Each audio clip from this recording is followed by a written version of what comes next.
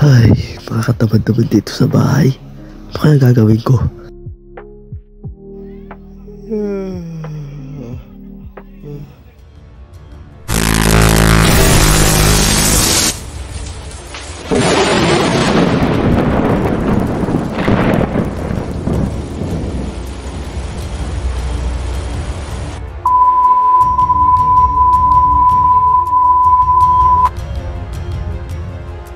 And the state fairground certainly not the only place dealing with cleanup efforts today. Down trees, blocking roads, crushing fences, and snapping power lines across the metro. In St. Paul, the city parks and rec department estimates that roughly 2,000 trees are down in the city. Our Bab Santos will have a live report from St. Paul at the bottom of the hour. And the photo that you see behind us here, it's an amazing photo. On our air last night as a viewer captured a home that caught fire after a lightning strike. Our Maury Glover talked with that family in Elk River. He's joining us now live. And Maury, this family is dealing with so much.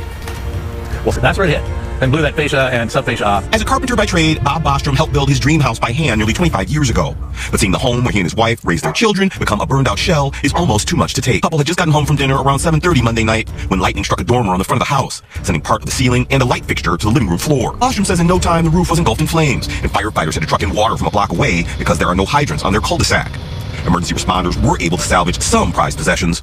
Bostrom says they plan to rebuild on the same spot because what are the chances lightning would strike twice? I don't know, maybe I should have played the lottery.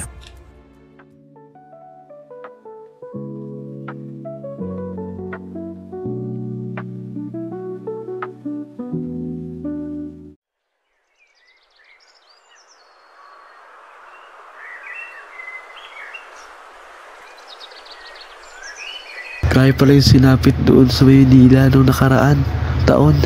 2 taon na rin pala nakalipas itong insidente itong nangyari. Ala, kalik na dito! At kakain, alis na tayo!